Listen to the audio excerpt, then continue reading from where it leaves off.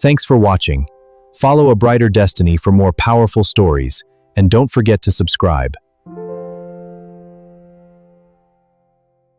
Before this story begins, understand something. Nobody on that plane knew what they were about to witness. Not the flight attendants folding blankets in first class. Not the businessmen scrolling through their phones. Not even the man at the center of it, holding his daughter's hand like it was the only solid thing left in his world. If you believe people deserve to be judged by their character and not their clothes, stay until the end. Because what happens on this flight will remind you why kindness is the only currency that never loses its value. It was 5:52 in the morning at Hartsfield-Jackson Atlanta International Airport, the busiest airport in the country, and the terminals was already hum with the low static of 1,000 different lives moving in 1,000 different directions. Fluorescent lights buzzed over rows of vinyl seats. A janitor pushed a cart past gate B14, wheels squeaking every third rotation. Somewhere near the food court, a barista called out an order that nobody claimed. Caleb Whitfield stood near the boarding line with his daughter's small hand wrapped inside his own, and he counted the minutes the way he'd counted them for the last 11 months, quietly, carefully, like a man rationing something precious. His backpack hung from one shoulder, the left strap held together with 3 inches of black electrical tape he'd wrapped around it himself. His jeans were faded at the knees, his boots had been resoled twice. But his shirt, a plain gray button-down, had been ironed the night before on the edge of a motel bed, because some things a father still does even when the world has stopped noticing.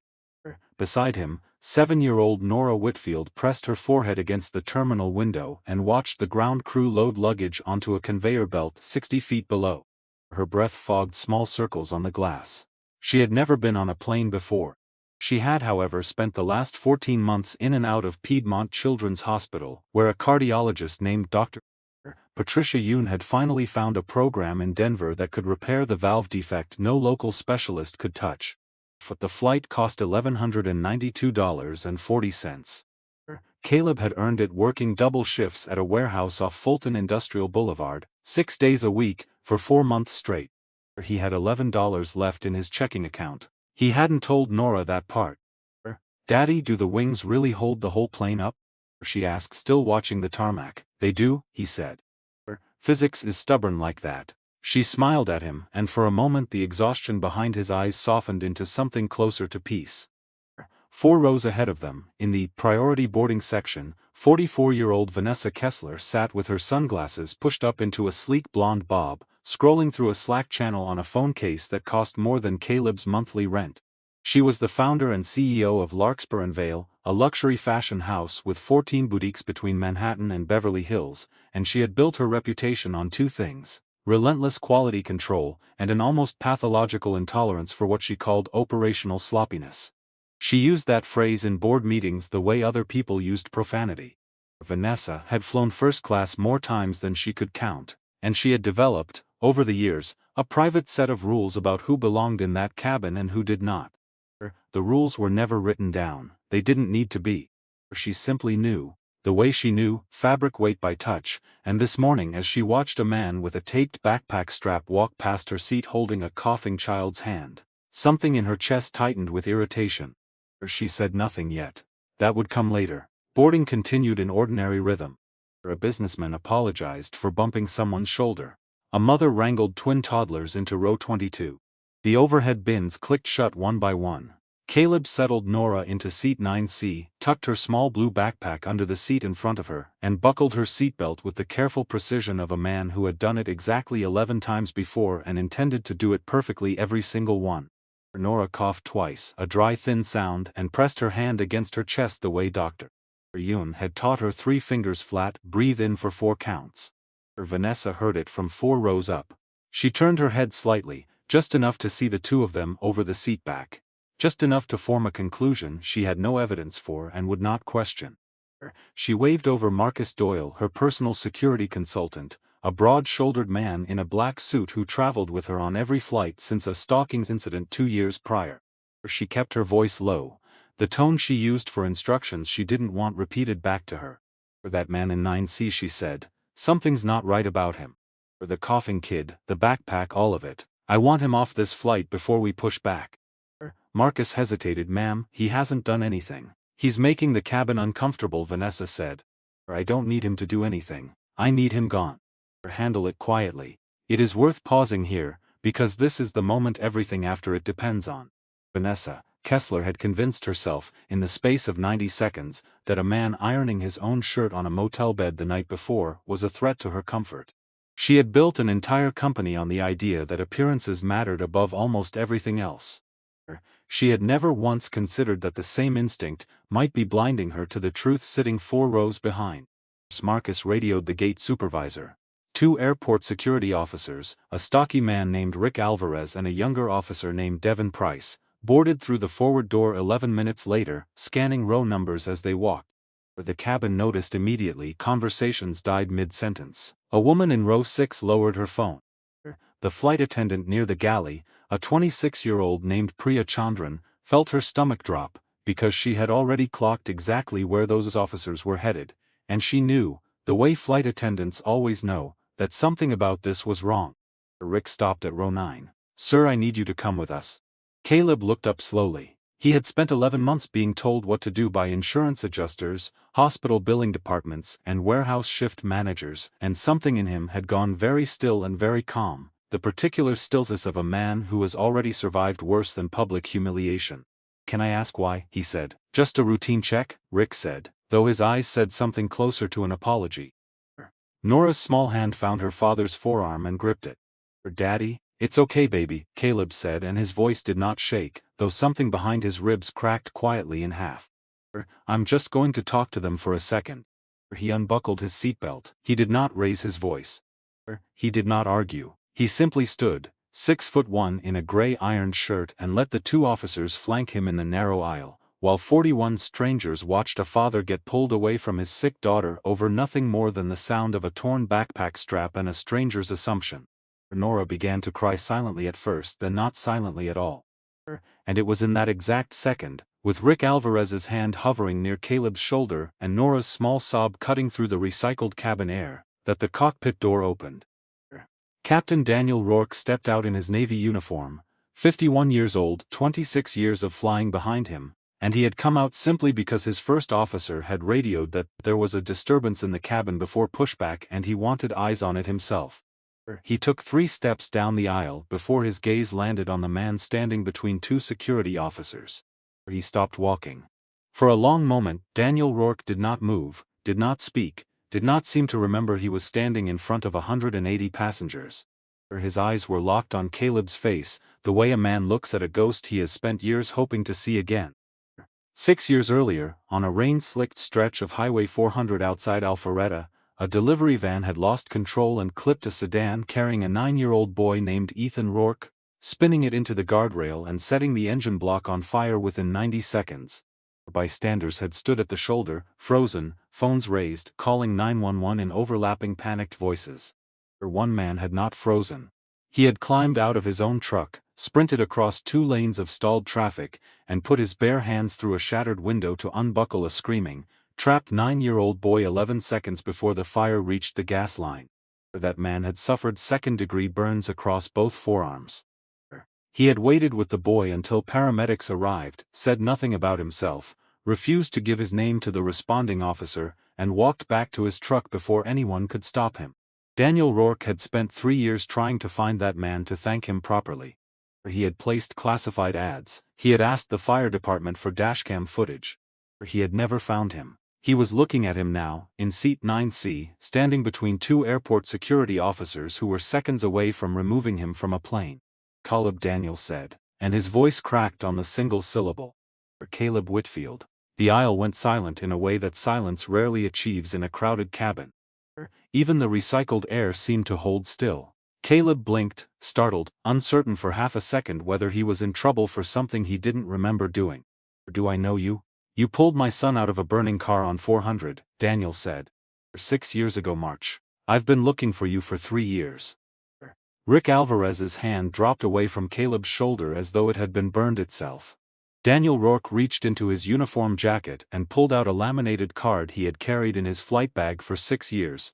An old missing person-style flyer he'd printed himself with a grainy photo captured from a gas station's exterior camera, the only image anyone had ever gotten of the stranger who saved his son. He held it up next to Caleb's face. The resemblance was unmistakable, down to the small scar above the left eyebrow.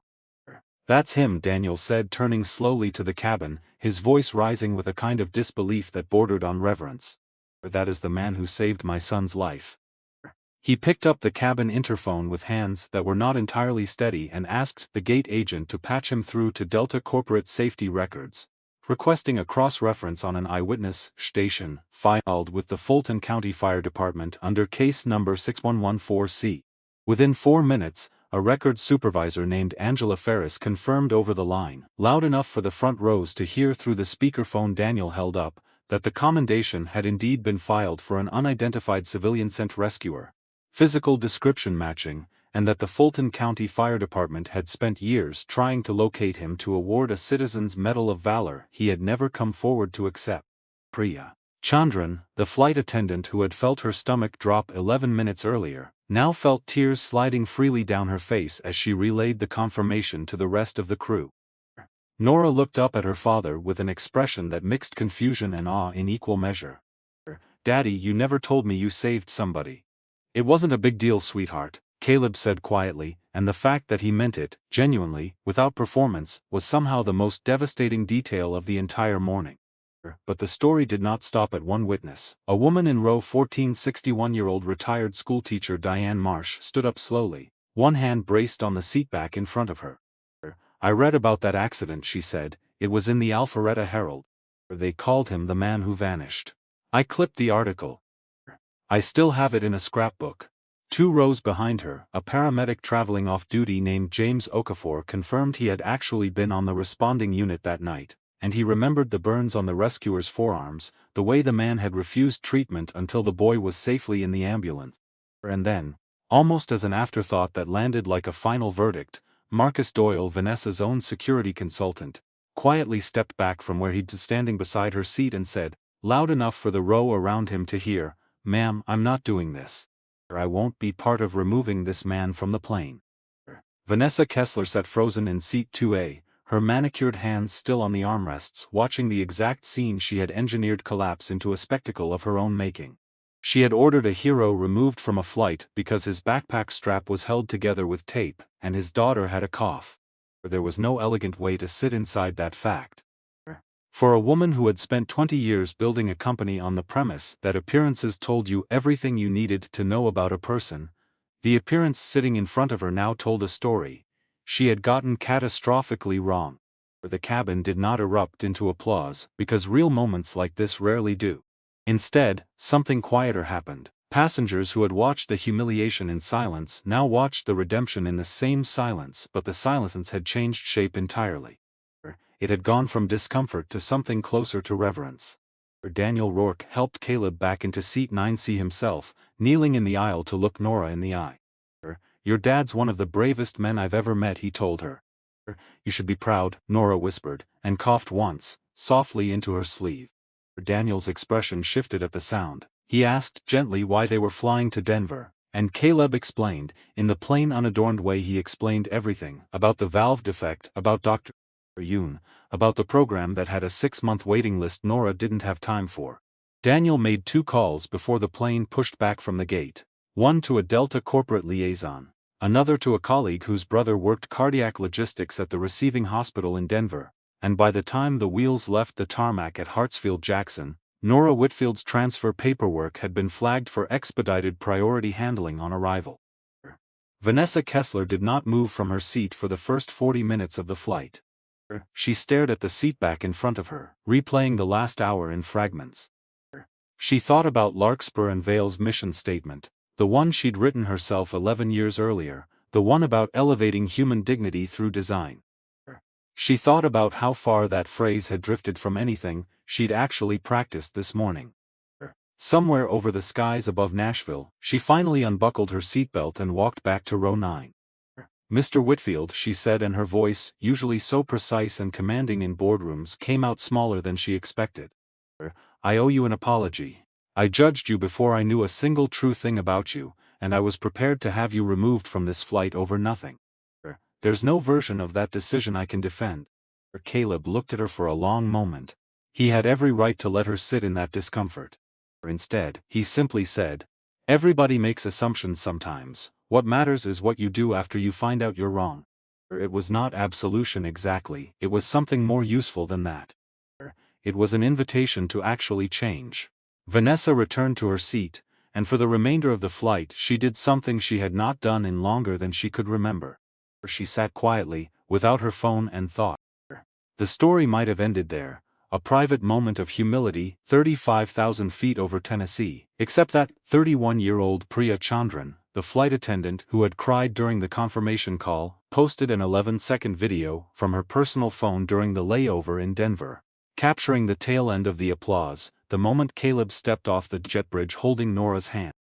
She hadn't meant for it to spread. It had 800 views by the time the plane landed in Denver and 4 million by the following morning. Within 72 hours, 3 former Larkspur and Vail employees came forward publicly, independent of each other, describing incidents that had never made it into any HR file because, as one's former visual merchandiser named Raina Blackwood put it, "You didn't file a complaint about Vanessa Kessler. You just quietly disappeared from the company."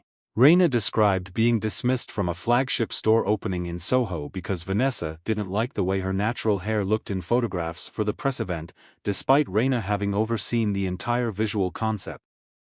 A second former employee, a shipping coordinator named Marcus Webb, no relation to the security consultant on the flight, described being publicly berated in front of clients for wearing a jacket Vanessa deemed too casual for someone representing the brand, a jacket he'd purchased with his first paycheck.